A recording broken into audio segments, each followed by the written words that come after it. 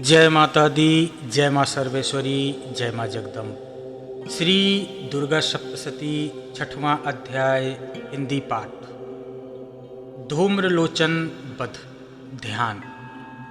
मैं सर्वज्ञेश्वर भैरव के अंक में निवास करने वाली परमोत्कृष्ट पद्मावती देवी का चिंतन करता हूँ। वह नागराज के आसन पर बैठी हैं।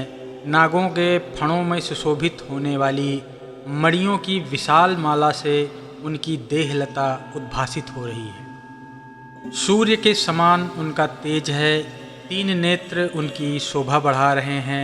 वह हाथों में माला, कुंभ, कपाल और कमल लिए हुए हैं तथा उनके मस्तक में अर्धचंद्र का मुकुट सुशोभित है। ऋषि कहते हैं, देवी का यह कथन सुनकर दूत को बड़ा ही क्रोध आया और वह बहुत ही अमर्ष हुआ और उसने दैत्यराज के पास जाकर सारा वृत्तांत विस्तार पूर्वक कह सुनाया। दूत के उस वचन को सुनकर दैत्यराज कुपित हो उठा और दैत्य सेनापति धूम्रलोचन से बोला, हे धूम्रलोचन, तुम शीघ्र अपनी सेना साथ लेकर जाओ और उस दुष्टा के केश पकड़कर घसीटते हुए बलपूर्वक यहाँ मेरे सामने लेकर आओ। उसकी रक्षा करने के लिए यदि कोई दूसरा खड़ा हो तो वह भले ही देवता, यक्ष अथवा गंधर्व ही क्यों ना हो, उसे अवश्य मार डालना। ऋषि कहते हैं, शुंभ के इस प्रकार आज्ञा देने पर वह धूम्रलोचन नाम का दैत्य 60,000 असुरों की सेना को साथ लेकर वहां से तुरंत चल दिया। वहां पहुंचकर उसने हिमालय पर रहने वाली देवी को देखा और ललकार कर कहा, अरे तू शुंभ निशुंभ के पास चल। यदि इस समय प्रसन्नता पूर्वक मेरे स्वामी के समीप नहीं चलेगी तो मैं बलपूर्वक झोटा पकड़कर घसीटते हुए तुझे ले चलूंगा। देवी बोली, तुम्हें दैत्यों के राजा ने भेजा है। तुम स्वयं भी बलवान हो और तुम्हारे साथ एक बहुत ही विशाल सेना भी है। ऐसी दशा में यदि तुम मुझे बलपूर्वक ले जाओगे तो भला मैं अबला तुम्हारा क्या कर सकती हूँ। ऋषि कहते हैं, देवी के यूँ कहने पर असुर धूम्रलोचन उनकी ओर दौड़ा। तब अंबिका ने हुं शब्द के उच्चारण मात्र से उसे भस्म कर दिया।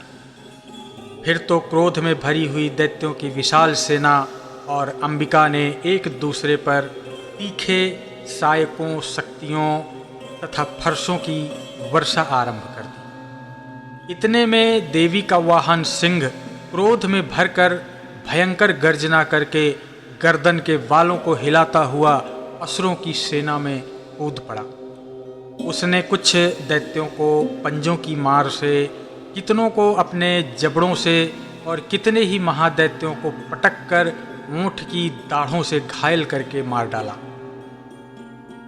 उस सिंह ने अपने नखों से कितनों के ही पेट फाड़ डाले और थप्पड़ मारकर कितनों के सिर धड़ से अलग कर दिए। कितनों की भुजाएं और मस्तक छिन्न भिन्न कर डाले तथा अपनी गर्दन के बाल हिलाते हुए दूसरे दैत्यों के पेट फाड़कर उनका रक्त चूस लिया।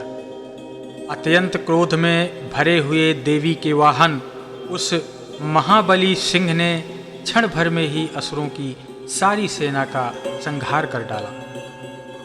शुंभ ने जब सुना कि देवी ने धूम्रलोचन असुर को मार डाला तथा उसके सिंह ने सारी सेना का सफाया कर दिया, तब उस दैत्य शिरोमणि को बड़ा क्रोध आया। उसके होंठ कांपने लगे। उसने चंड और मुंड नामक 2 महादैत्यों को आज्ञा दी, हे चंड और हे मुंड, तुम लोग बहुत बड़ी सेना लेकर वहां जाओ और उस देवी के बाल पकड़कर अथवा उसे बांधकर शीघ्र यहाँ मेरे समक्ष प्रस्तुत करो। यदि इस प्रकार उसको लाने में कोई संदेह हो तो युद्ध में सभी प्रकार के अस्त्रों और शस्त्रों तथा समस्त आसुरी सेना का प्रयोग करके उसकी हत्या कर देना। उस दुष्टा की हत्या होने तथा सिंह के मारे जाने पर भी उस अंबिका को बांधकर शीघ्र ही यहाँ लौट आना। श्री मार्कंडेय पुराण में सावर्णिक मनवंतर की कथा के अंतर्गत देवी महात्म्य में धूम्रलोचन वध नामक 6वां अध्याय संपन्न हुआ। जय माता दी।